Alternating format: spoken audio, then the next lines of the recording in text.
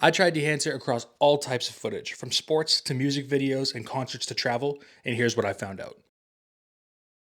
What's up, everybody? For those who are new to the channel, my name is David McDonald, or Dave Mac for short, and I am a cinematographer and filmmaker from Winnipeg, Canada.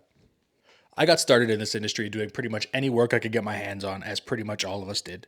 But in the last few years, I've taken it from hobbyist to full-time business owner and have worked on projects with Grammy-nominated artists and professional sports teams alike, as well as having traveled up north to the Arctic and as far as the Philippines for projects in the last year.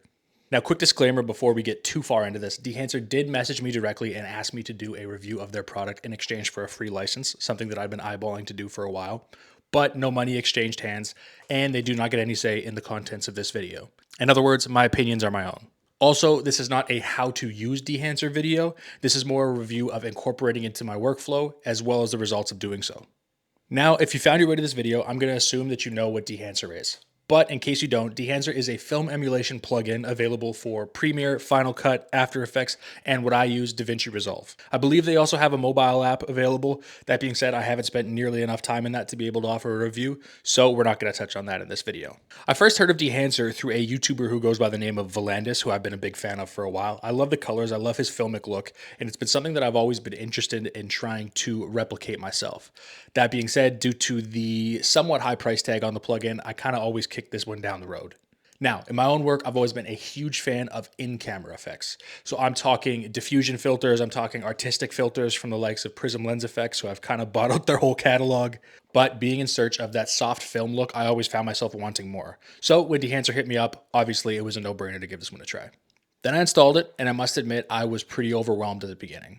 The layout is fairly clear and decently well organized, but they do use a lot of terminology that, if you don't have a ton of knowledge of film and shooting film, might seem kind of overwhelming. I'm talking things like halation, bloom, and most importantly, different film stocks and how they affect your image. I didn't have a ton of knowledge of that going into it, so at the beginning, it felt a lot like a guess and check strategy, which as a professional, I wasn't very happy with. Now, that's probably more of a me problem than anything else, but if you're looking at picking up the plugin, it's something you should be aware of. None of that is meant to be a deterrent to actually picking it up, but again, just want to give you the heads up that there is some prior knowledge that is needed to be able to operate this to its full capabilities. All that being said, if you do have that base knowledge, or if you're willing to spend a little bit of time to acquire that base knowledge, this plugin is great for giving your film that signature look I think we're all going for. Now, the software itself and how it works, I was actually very happy with. I've always hated the sharpness and perfection that comes with super high quality cameras and super high quality lenses, and kind of always longed for that soft film look, those colors that come out of those type of cameras. But given the price of film and getting it developed, as well as the difficulty of using it if you don't have that knowledge, it was never really something that was feasible for me to actually do in my own projects. So, like many of us, I've tried pretty much everything I can to try to get that look. I'm talking overlays, even bouncing the footage into After Effects to try to use some other plugins. But to be honest, I never really got the effect I was looking for. It was okay, but to be honest, that film effect always felt external to the footage itself, if that makes any sense. Kind of like putting the toppings on your pizza after it comes out of the oven. I guess technically there's nothing wrong with it, but anybody who looks at it also knows that it's not right.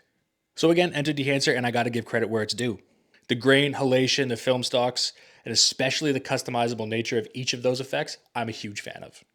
They feel much more authentic than what I've done before and ultimately give me a lot closer result to what I've really been looking for. Now, I know there's a few different film emulation plugins, Dehancer being the only one I've used myself, but if you are looking to see if Dehancer is worthy of consideration, absolutely. Once you know how to use it, I truly believe Dehancer can give you a fantastic result.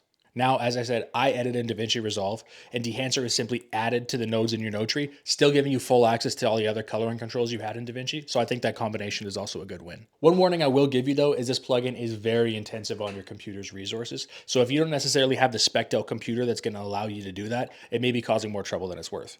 One workaround I did find with that process, though, is if you turn grain, halation, and bloom off when you're playing back your footage in your timeline, it seems to run a lot smoother. So, who is this for? Well, Dehancer is obviously a niche product, but it's a pretty good one at that. If you're someone who does mostly corporate work or commercial work, real estate, this plugin probably isn't for you because there isn't a huge demand for this highly stylized look.